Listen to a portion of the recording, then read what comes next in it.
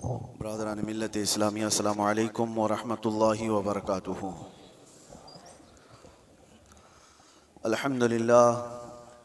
अल्हम्दुलिल्लाहिल हन्नानिल mannan अल्लज़ी खलक़ल इंसाना व अल्लमहुल बयान वस्सलातु वस्सलामु अला रसूलिही सय्यिदिल इंसी वल जान व अला आलिही व अस्हाबिही ज़विल खैरि वल इहसान अम्मा बअद फ़अऊज़ु बिल्लाहि मिनश शैतानिर रजीम बिस्मिल्लाहिर रहमानिर रहीम। अल-यौम अकमलतु लकुम दीनकुम व अतममतु अलैकुम निअमती व रज़ीतु लकुमुल इस्लाम दीना। सदक़ल्लाहु मौलानल अज़ीम। बारगाह रिसालत मुआज़ सल्लल्लाहु अलैहि वसल्लम में दुरूद पाक का हदिया पेश करें। अल्लाहुम्मा सल्लि अला सय्यिदिना मुहम्मदिन मअदनिल जूदि वल करम व आलिहि व अस्हाबिहिल किराम व इब्निहिल करीम व बारिक व सल्लिम सलातन दाइमतन सरमदन अबदा।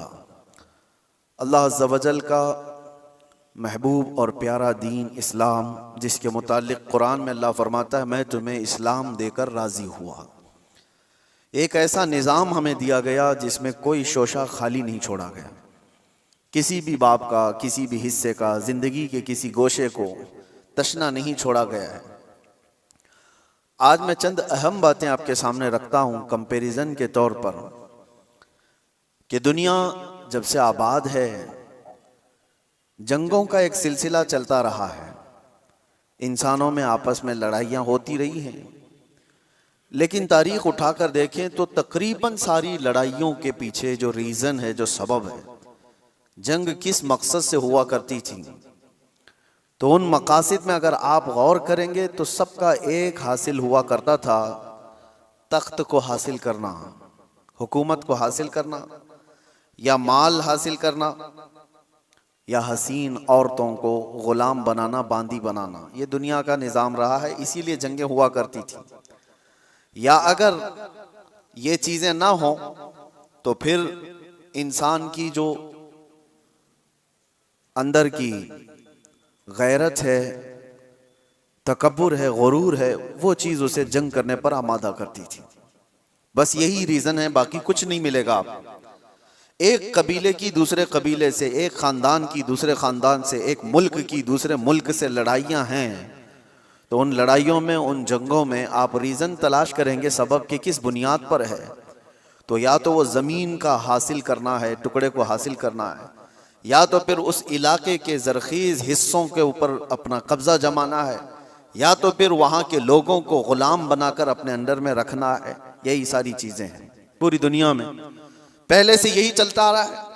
और लगभग आज भी अगर आप दुनिया पर नज़र डालेंगे तो यहाँ पर भी जंगों का एक मकसद यही दिखेगा आपको।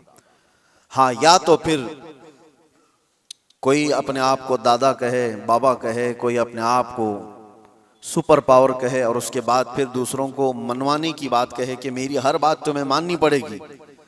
दूसरा नहीं मानेगा, अगर आंख भी दिखाया तो फिर जंग हो जाएगी। अगर वो कमज़ोर है, गरीब है, तो फिर जंग हो जाएगी। लेकिन यहां पर भी मकसद जंग का यही है। पूरी दुनिया में तन्हा इस्लाम के मुतालिक मैं आपको बताऊं, इस्लाम में जो जंगें हुई, गज़वात हुए सहाबा के और दूसरों के दरमियान, वहां क्या मकसद रहा, क्या रीज़न रहा। हज़रत रबिया बिन आमिर रज़ी अल्लाह तआला अन्हु हुज़ूर सल्लल्लाहु तआला अलैहि वसल्लम के तर्जुमान हैं, एम्बेसडर हैं। जब वो ईरान में गए थे वहाँ के बादशाह के पास पैगाम लेकर इस्लाम का, तो आपसे पूछा गया था कि आप लोग क्यों ये पैगाम पहुँचाना चाहते हैं हर जगह, और क्यों लड़ना चाहते हो या मुकाबला करना चाहते हो। आपने कहा हमारे आका सल्लल्लाहु तआला अलैहि वसल्लम का फरमान आलीशान है, ला ततमन्नौ लिक़ाअ अदुव्विकुम, दुश्मन से मुठभेड़ होने की, जंग करने की तमन्ना भी मत करो, जंग करने की ख्वाहिश मत रखो। लेकिन हम पैगाम अमन और पैगाम इस्लाम फैलाते हैं, इसलिए अब रीज़न सुनो, सबब सुनो, इस्लाम किस लिए फैला। हज़रत रबिया बिन आमिर कहते हैं कि हमारा सिर्फ एक मकसद है कि इंसानों को इंसानों की गुलामी से निकालकर खालिक की आप बंदगी में लगा दें, अल्लाह की बंदगी में और उसकी इबादत में लगा दें। हमारा मकसद ये है इंसान इंसान का गुलाम ना रहे। हर दौर में यही चलता आ रहा है। और आप शुरू के दिनों में जो गुलामों के मामलात इस्लाम के मसाइल में भी अगर पढ़ते हैं तो यूं नहीं है कि इस्लाम ने गुलामी को बढ़ावा दिया है, बल्कि इस्लाम धीरे धीरे धीरे गुलामी को खत्म कर दिया। अरे तुमने कसम का अगर खा लिया, कसम खा लिया और उसको तोड़ दिया तो कफारे में गुलाम आजाद करना है, रोजा उसके कफारा है उसमें गुलाम आजाद करने हैं, जिहार है उसमें गुलाम, कई ऐसी चीजें हैं, गलती तुम कर रहे हो लेकिन गुलाम को आजाद करना है। यह सिस्टम क्यों बनाया गया था? यह सिस्टम इसलिए कि गुलामी का दौर खत्म हो जाए। और इस्लाम ने जो कुछ भी गज़वात हुए, जंगें हुई, वो सिर्फ और सिर्फ अल्लाह तबारक व तआला की जमीन पर उसके अहकाम के निफाज के लिए। दूसरा रीजन उन्होंने बताया था कि जब कभी जंग करने का हुक्म हमें उस वक्त तक नहीं है जब तक किसी कौम के ऊपर कोई ऐसा जालिम आ जाए जो वहां के लोगों का जीना धोबर कर चुका हो, उनको सांस लेने की भी दिक्कत आ गई हो, तो फिर इस्लाम कहता है कि अल्लाह तबारक व तआला की मखलूक को आसानी पहुंचाने के लिए और जालिमों से नजात दिलाने के लिए फिर उसके लिए जंग होगी। तो जंगों का जो रीजन है, वो मकसद है, वो अल्लाह तबारक व तआला की जमीन को फसाद से साफ करने के लिए ही सिर्फ एक रीजन आपको मिलता है, ये इस्लाम में। बाकी दूसरी जगह आप जहां पर भी देखेंगे, दूसरे मुल्क पर, दूसरी कौम पर हमला करना है तो वहां के माल को लूटना है, वहां की जमीन को हासिल करना है, वहां की बादशाहत को लेना है, वहां के इलाकों पर अपना कब्जा जमाना है। अगर इलाकों पर कब्जा जमाना ही होता हर जंग करने के बाद, तो आपको मैं बताऊं, खालिद बिन वलीद ने 125 जंगें लड़ी, 125 जंगें लड़ी और कई इलाके फतह किए। क्या हर इलाके को फतह करने के बाद खालिद बिन वलीद ने अपनी बादशाही का ऐलान कर दिया कि आज के बाद से इस इलाके का मालिक मैं हूं, इस इलाके का बादशाह मैं हूं? नहीं। पूरी तारीख उठा करके आप देखें, कितने ऐसे सहाबा हैं जिनको सिपहसालार बना करके भेजा गया, उन्होंने इलाके के इलाके फतह किए, लेकिन अपनी बादशाही का ऐलान उन्होंने नहीं किया, बल्कि हमेशा से यूं ऐलान किया कि मैं रसूलुल्लाह सल्लल्लाहु तआला अलैहि वसल्लम के गुलामों का एक अदना गुलाम, और अमन के लिए, इस जमीन को फसाद से साफ करने के लिए मैं यहां पर आया हूं। मोहम्मद बिन कासिम 19 साल की उम्र में हिंदुस्तान आया था। आपको पता है, मोहम्मद बिन कासिम सबसे पहले 10,000 का लश्कर लेकर के जब आया था, वो भी हिंदुस्तान क्यों आया था? हिंदुस्तान में जुल्म इस तौर पर, एक राजा दाहिर सिंह ने और उसके गुंडों ने कुछ औरतों को कब्जा में ले लिया जो हज के सफर पर जा रही थी, और औरतों का माल भी लूट लिया, उनको कैद में रख दिया गुंडों ने। उन औरतों ने गुहार लगाई, कुछ लोगों ने उन औरतों की ये बातें सुनी और अरब के उस वक्त के गवर्नर जो थे हज्जाज बिन यूसुफ के पास ये खबर सुना रहे थे। हज्जाज बिन यूसुफ का भतीजा मोहम्मद बिन कासिम 19 साल का, उसने ये खबर सुनी कि इतनी दूर कुछ औरतों पर कुछ जालिम गुंडे जुल्म कर रहे हैं। उसने वहीं से आवाज लगाई, लब्बैक या उख्ती, ऐ मेरी बहन, मैं आ रहा हूं तेरी मदद के लिए। और उस जमाने में 4000 किलोमीटर का सफर करके आने वाला, जंगलों का सफर, दरियाओं का सफर, पहाड़ों का सफर, 10,000 का लश्कर लेकर एक जवान आया है। और फिर उस जमाने में मौजूद इन गुंडों और इन जालिमों को, जो औरतों के हुकूक की पामाली कर रहे थे, ललकार करके कहा। फिर मुकाबला हुआ, 3 दिन तक ये लड़ाई चली थी। उसके बाद वो सारे गिरफ्तार हुए और राजा की भी गद्दी चली गई, तख्त चला गया, सब खत्म हो गया। एक 19 साला लड़के ने अमन का परचम लहराया था, लेकिन रीजन क्या था, मकसद क्या था? जुल्म से इलाके को साफ करना। और उसके बाद एक बड़े पंडित हैं इलाहाबाद यूनिवर्सिटी के, वो रिसर्च स्कॉलर भी रहे, और लिखी हुई उस मौर्रिख की किताब में से आपको मैं बताऊं, मुसलमानों की लिखी हुई तारीख की बात नहीं कर रहा, पंडित ने लिखा है, हिंदू पंडित हैं, उन्होंने लिखा कि मोहम्मद बिन कासिम जब आया तो उसने साफ ऐलान किया था, इस इलाके में रहने वाले जिसको जिस चीज पर अमल करना है वो आजाद है, कोई मेरा नौकर नहीं है, कोई मेरा गुलाम नहीं है। और अदल ऐसा कायम किया था कि पूरे इलाके वालों ने अपने सर आंखों पर उसको बिठा रखा था, 19 साल के जवान को, क्योंकि लोग राजाओं के जुल्म से तंग आ चुके थे। देखा था उन्होंने किस तरह से किसी की भी औरत को उठा करके अपने हरम सरा की जीनत बना दिया करते थे, लेकिन एक 19 साला जवान जब आया तो उसने आदल और इंसाफ ऐसा कायम करके दिखाया था, हर एक ने अपनी बाहें फैला करके उसका इस्तकबाल किया था। ये हिंदू पंडित की किताब में लिखा हुआ मौजूद है, अपने नहीं दूसरों ने इस अदल और इंसाफ के मुतालिक लिखा है। इस्लाम का रीजन ये रहा है मेरे अजीजों, दुनिया हजार प्रोपेगेंडा फैलाए आज, तारीख के ऊपर तुम कितने धब्बे डाल करके छुपाओगे। अगर पीछे जाओ अरब की जाहिलियत में अगर जंगें देखेंगे आप, अल्लाह की पनाह, जो मशहूर जंगें हैं वहां की, हर बसूस एक नाम से जंग हुई जो 40 साल तक चलती रही। बनी बकर और बनी तगलब, ये दो कबीले थे। इन कबीलों में हुआ क्या था, बनी बकर की ऊंटनी बनी तगलब के चरागाह में आ गई थी, ऊंटनी चरने के लिए आ गई गलती से, इस पर जंग शुरू हुई और 40 साल चली थी। कैसी जंग हुई थी दोनों कबीलों में, जब तक दोनों कबीलों के लोग खत्म ना हो गए, दोनों कबीलों की ऊंटनियां और घोड़े मर नहीं गए, तब तक ये जंग चलती रही। उसके अलावा और भी जंगें हैं, औस और खजरज की लड़ाई 120 साल तक चली थी। ये सिर्फ और सिर्फ गुरूर और तकब्बुर की बुनियाद पर चली हुई जंगें हैं। इलाके के इलाके उन्होंने खत्म कर दिए थे, नस्लें खत्म हो गई थी। नबी पाक सल्लल्लाहु ताला अलैहि वसल्लम के मदीने तैयबा आने तक औस और खजरज की लड़ाई चल रही थी। और अगर आप ये कहें ये अरबों की जहालत और इनकी निहायत ही बदमाशी का हाल होगा, तो ऐसा नहीं है मेरे अजीजों। उस जमाने में ईरान का भी वही हाल था, रोम का भी वही हाल था। जब ये किसी इलाके पर काबिज होते, आपको पता है कि एक ईरानी बादशाह ने फिलिस्तीन पर हमला किया था तो 1,40,000 फिलिस्तीनियों को ज़बह कर दिया था। और रोम वाले क्या करते थे, रोम के ईसाई जब यहूदियों पर काबिज होते थे तो उनके यहां तो मशगला था। हजारों लोग जब जंग में कैदी बनकर के आते थे तो इंटरटेनमेंट के लिए रोजाना मैदान सजाए जाते थे, और उसमें बड़े बड़े जो पहलवान हैं, जो सिपह सालार हैं, वो अपनी तलवार का जौहर दिखाने के लिए इन कैदियों को एक साथ मारते थे। और ये मुकाबला होता था कि एक वार में कितनी गर्दनें उड़ा सकता है आदमी। ये रोमियों का मशगला था ही। उनका जब यहूदियों को कब्जे में ले लेते थे या कैदी बनाकर लाते थे तो एक एक तलवार के वार पर 10-10 लोगों की गर्दनें उड़ाना वो समझते थे बहादुरी का जौहर है। और कहीं पर उनको इस चीज का कोई अफसोस नहीं कि इंसान किस तरह काटे जाते हैं। एक तो आपको मैं बताऊं, बहुत मशहूर एक शख्स है जिसको डार्लिंग ऑफ ह्यूमन रेस कहा जाता है।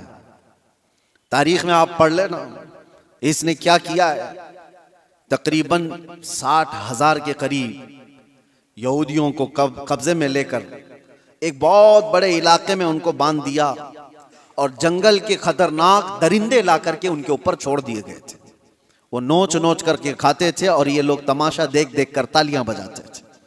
ये इंसानों की जिंदगियों के साथ जो तमाशे होते रहते थे, ये ईगो, ये उनका तकब्बुर, ये उनका गुरूर, किसी मफतूह कौम पर, मगलूब कौम पर वो अपने गुस्से की तमाम चीजें निकाल दिया करते थे।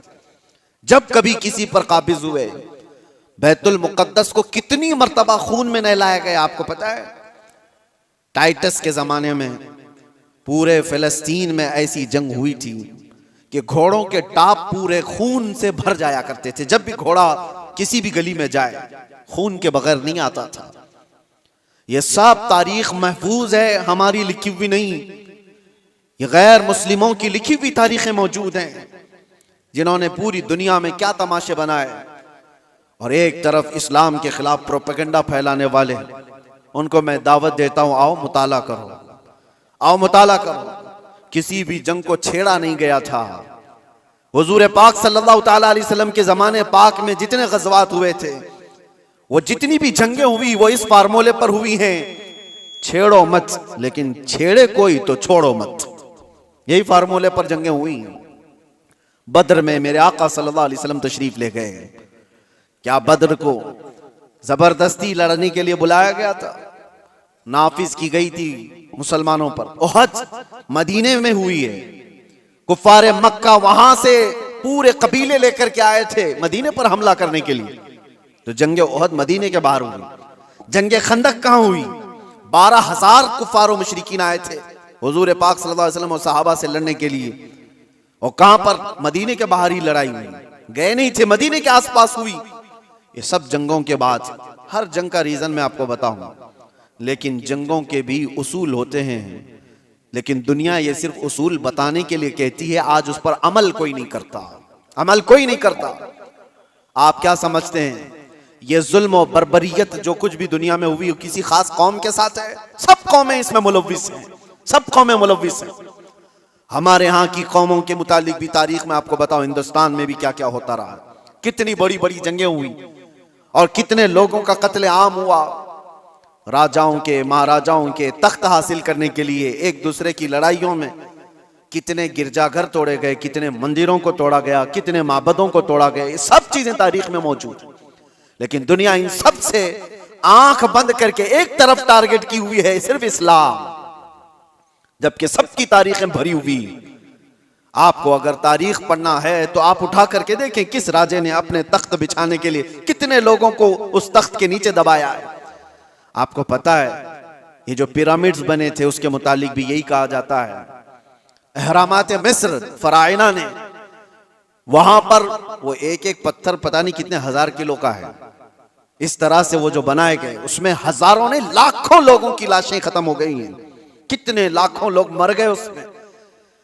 बादशाहों का निजाम यही रहा है, अपने हुसूल के लिए, अपने जाह के लिए, अपनी तलब के लिए इंसानों का कत्लेआम किया है, इंसानों का कत्लेआम किया।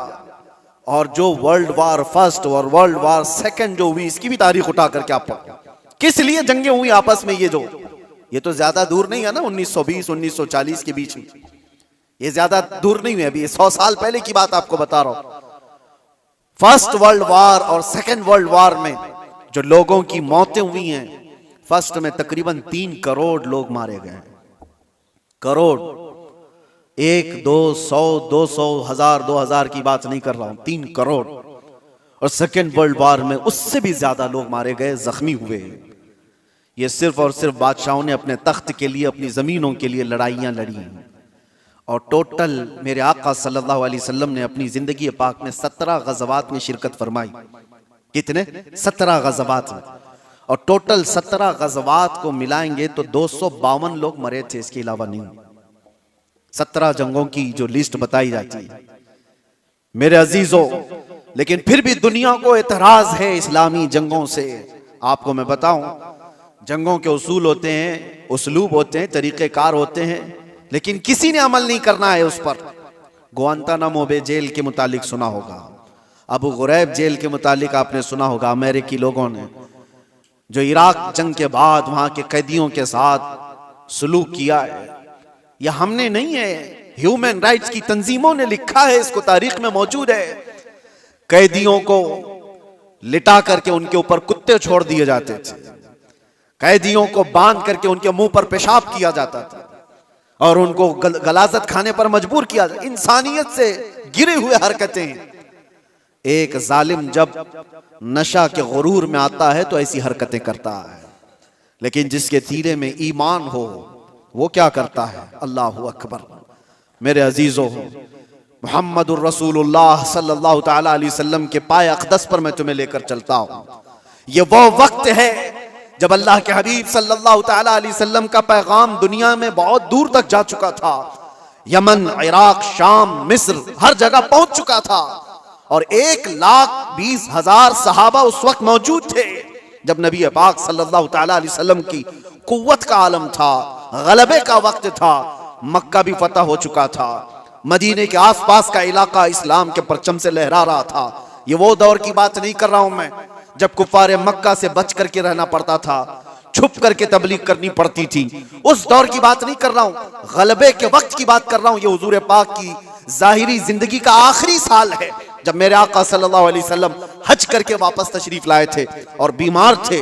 उस वक्त जब नबी करम सल्लल्लाहु ताला अलैहि वसल्लम के नाम का चर्चा कैसर और किसरा के जिस्मों में कपकपी तारी कर देता था, हजारों फौजें थरथराती थी, गलबे का वक्त था। उस वक्त नबी पाक सल्लल्लाहु अलैहि वसल्लम मस्जिद नबवी शरीफ में बैठे हैं और अपने सहाबा से कहते हैं, कोई है इसमें जिस पर मेरा कोई हक बाकी है तो मुझसे ले सकता है। कोई है जिस पर मेरा कोई हक बाकी है तो वो सवाल करे, मैं देने को तैयार हूं। मेरे अजीजों, कौन कहेगा ये? गलबे के वक्त, ताकत के वक्त, जब पावर में आ जाए कोई पूछ करके दिखाए किसी पर कुछ बाकी है, तो ये रसूलुल्लाह की शान है। और ऐसा नहीं मेरे अजीजों के ये जुमले हैं जो आज के जलील सियासी लोगों के होते हैं। हुजूर ने जब ये फरमाया तो एक सहाबी खड़े हो गए, कहा मेरा आपके ऊपर एक हक बाकी है, आपके ऊपर मेरा एक हक बाकी है या रसूल अल्लाह। सबकी गर्दनें ऊंची हो गई, देखते रह गए उनको, कौन है ये? हुजूर पाक सल्लल्लाहु अलैहि वसल्लम ने उनसे कहा, आगे आओ, तुम्हारा जो हक है वो बताओ। हजरत उमर तो तलवार निकाल ली थी कि रसूलुल्लाह सल्लल्लाहु अलैहि वसल्लम की बारगाह में ऐसी बुलंद जुबान किसकी है। लेकिन उस साहबी ने कहा, एक मर्तबा जंग में जा रहे थे, सफों की तरतीब दे रहे थे, मैं थोड़ा सा आगे आ गया था, आपने छड़ी से मुझे मारा था, मैं वो बदला लेना चाहता हूं। अल्लाहु अकबर। हक इतना भी होता है मेरे अजीजों। हालांकि कायदे अमनो इस्लाम और बानिय इस्लाम है मेरे आका सल्लल्लाहु अलैहि वसल्लम।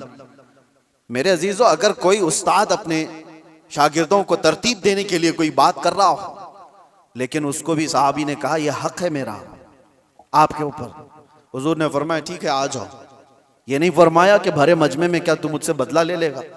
हुजूर ने फरमाया आ जाओ, और अपने आप को पेश कर दिया कि तुम भी मुझसे बदला ले सकते हो। लेकिन उस साहबी ने कहा, सब की आंखें फटी थी, देख रहे थे कि क्या मंजर है। लेकिन उस साहबी ने कहा, या रसूल अल्लाह, जिस वक्त आपने मुझे मारा था मैं सिर्फ तहबंद पहना था, जिस्म पर मेरे कुछ भी नहीं था, कुर्ता नहीं था, सिर्फ मैं तहबंद पहना हुआ था, ऊपर से जिस्म मेरा खुला था, और मैं ये चाहता हूं कि बदला उस हालत में ही लूं कि आप भी अपना जुब्बा उतार दीजिए, आप भी अपने तहबंद में रहिए।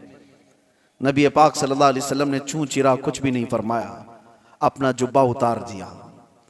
लाओ दुनिया की कौमों को एक आइडियल, कोई ऐसा जो अपने आप को अपनी कौम के सामने पेश करे। यहां तो डरपोक लोग ऐसे बैठे हुए हैं जिनको सवालात से का सामना करने की हिम्मत नहीं है, ताकत नहीं है, अपनों के सामने ही वो रियाया का क्या मुकाबला करेंगे, क्या सामना करेंगे। नबी पाक सल्लल्लाहु अलैहि वसल्लम ने अपना जुब्बा पाक उठाया, उस सहाबी ने आकर हुजूर के दोनों कंधों के बीच जो मोहरे नबूवत थी उसको बोसा ले लिया। हुजूर के दो शानों के बीच में मोहरे नबूवत थी जिसकी चमक सूरज से ज्यादा थी।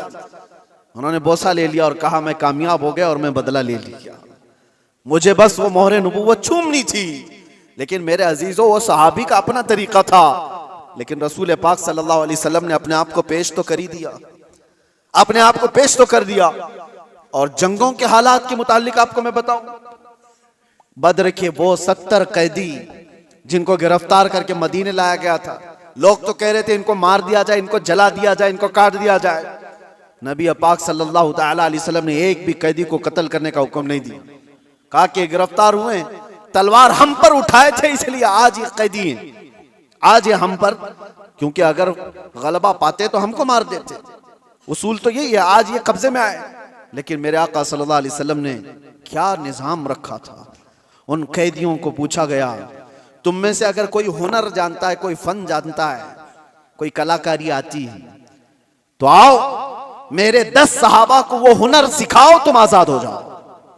ये दुनिया में पहला ऐसा मंजर है कि जंग में कैदी जो गिरफ्तार होकर के आए, उनको ये ऑप्शन रखा गया, माल नहीं है तुम्हारे पास फिदिया देने के लिए, कुछ नहीं है, लेकिन कोई हुनर जानते हो तो 10 सहाबा को वो हुनर सिखाओ, तुम आजाद हो जाओ। है कोई दुनिया में इस तरह आजाद करने वाला? मुझे बताओ।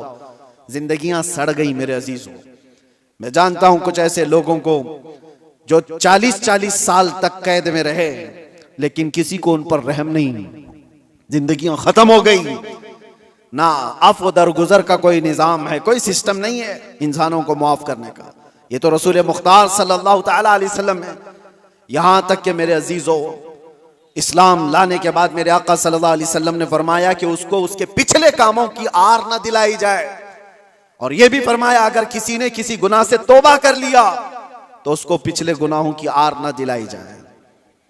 अल्लाह के हबीब सल्लल्लाहु ताला अलैहि वसल्लम के यहाँ अफ़्व दरगुजर का, माफ करने का इतना ज्यादा सिस्टम मिलता है।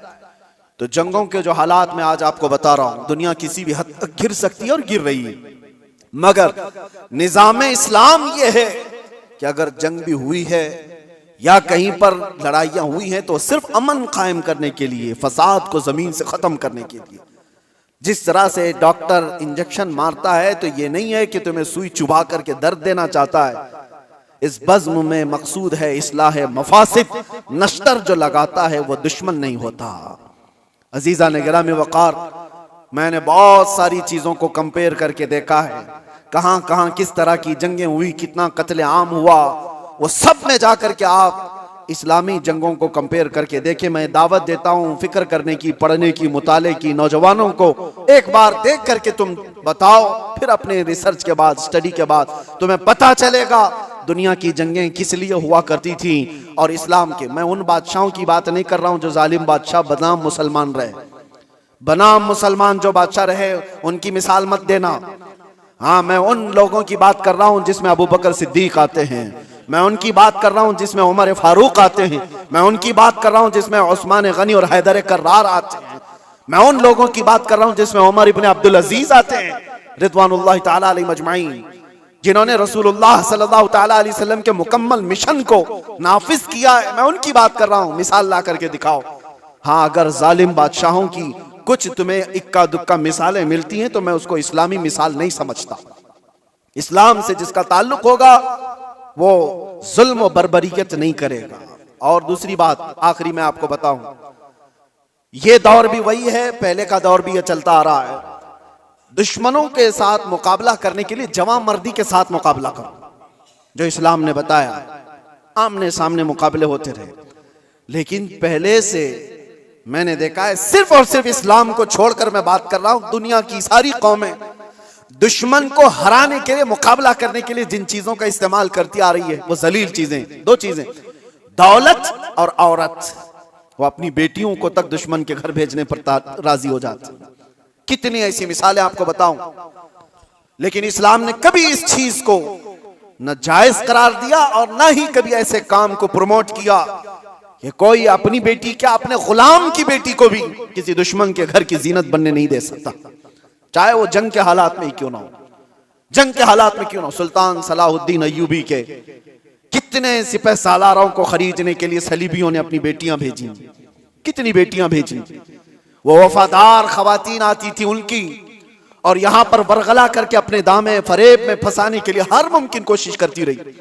सिपाहियों में शहवत को फैलाना सुल्तान तक पहुंच गई। आज भी कई बादशाहों के हरम सराओं की जीनत बनी हुई हैं दूसरों की बेटियां। ये जमाने में हर कौम अपनाती आई है, लेकिन इस्लाम ने कभी इसको प्रमोट नहीं किया, कभी नहीं। बल्कि सिद्दीक़ अकबर रदी अल्लाह ताला अन्हु के जमाने में एक यहूदी खातून आई और कहा, मैं मदीने छोड़कर यमन जाना चाहती हूँ। यहूदी औरत थी, कहा मुझे घुटन महसूस हो रही है, मैं यमन जाना चाहती हूँ। सिद्दीक़ अकबर ने कहा कोई बात नहीं। दो जवान सहाबा को उस खातून के साथ कर दिया और कहा इसको यमन तक सही सलामत छोड़ के आना। और उसको ऊंटनी पर सवार किया गया। दो नौजवान सहाबी, यहूदी औरत है, मुसलमान औरत की बात नहीं कर रहा हूं, उसको यमन तक लेकर के गए। जहां जहां चेकिंग पॉइंट आती थी, लोग पूछते कौन है, कहां से आ रहा है, ये दोनों जवान जवाब देते खलीफा इस्लाम सिद्दीक़ अकबर की कोई मेहमान है, यमन जा रही है। कोई सर उठाकर नहीं देखता था। वो खातून यमन पहुंचती है और उसके बाद सारे लोगों को, अपने कबीले को, खानदान को जमा करके कहती है, मैं तो वहां से ये सोच करके आ रही थी कि ये मुसलमान वहशी होंगे, हमारी इज्जतों पर हमला करेंगे, मगर पूरे सफर में मैंने दो जवानों को देखा, एक बार भी नजर उठाकर देखने को तैयार नहीं। मैं गवाही देती हूं कि इस्लाम सच्चा है और मदीना ही पुरअमन है। मैं वापस जाती हूं उसी हरम में जहां रसूलुल्लाह ने अमन के पैगाम पहुंचाए थे। ये बेटियों की हिफाजत के लिए, आपको पता है औरंगजेब औरंगजेब औरंगजेब, आज दुनिया भर में ये जो एक छवि को खराब करने की कोशिश की जाती है, तारीख को तोड़ मरोड़ कर बताने की, आपको पता है। आप तारीख देखें, मैं औरंगजेब की पूरी तारीख बताने के लिए नहीं खड़ा हूं, लेकिन एक चीज मिलती है। बनारस में एक पंडित के घर एक लड़की थी, जवान लड़की, और जब वो जवान हुई तो बनारस में उस वक्त जो गवर्नर था, कोतवाल था शायद, उसका नाम इब्राहिम कुछ था, मुसलमान था, अय्याश किस्म का था। लड़कियों के ऊपर डोरे डालना, उनको पकड़ना, उनको अपने हरम में जीनत बनाना, ये उसके काम थे। अब ये खूबसूरत जवान लड़की पर वो फिदा हो गया, आशिक हो गया, और उसने किसी भी तरह से इस लड़की को हासिल करने के लिए एड़ी चोटी का जोर लगाया। और आखिर में आकर के हुआ ये कि उसके घर के अतराफ हिसार हो जाता था, घेराबंदी।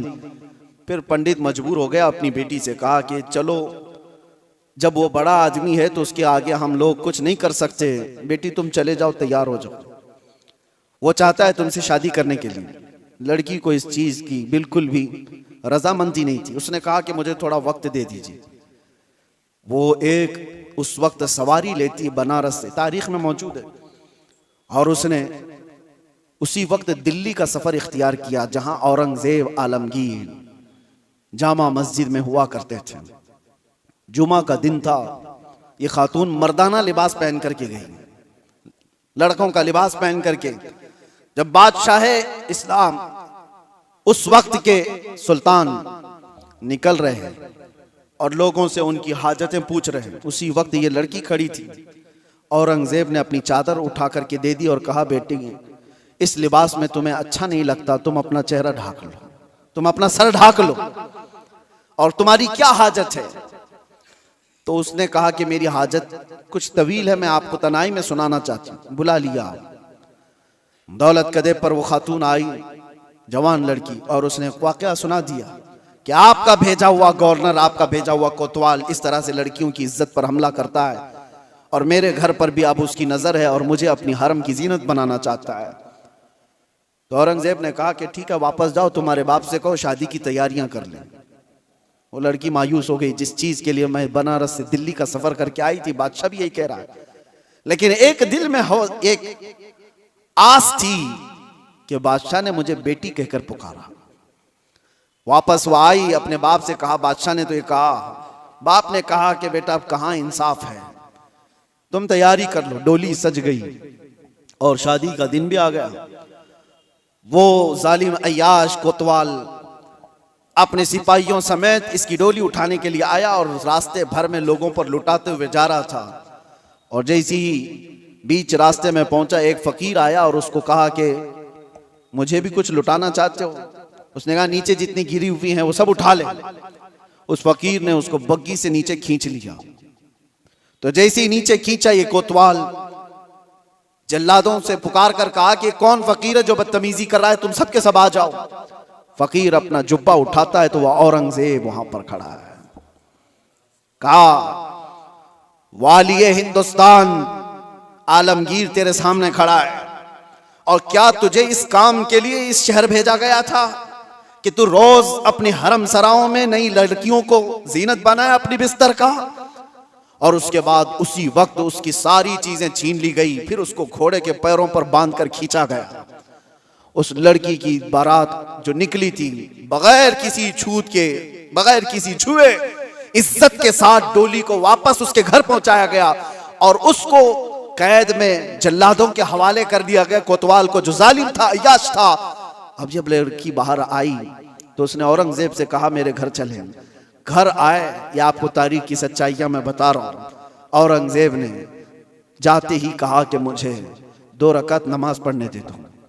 2 रकात नमाज पढ़ने के लिए, ये किसी और का घर नहीं, एक पंडित का घर है। नमाज पढ़ने के लिए जगह दी, नमाज पढ़ा। औरंगजेब ने कहा फौरन मुझे पानी दो, शिद्दत की प्यास लगी है।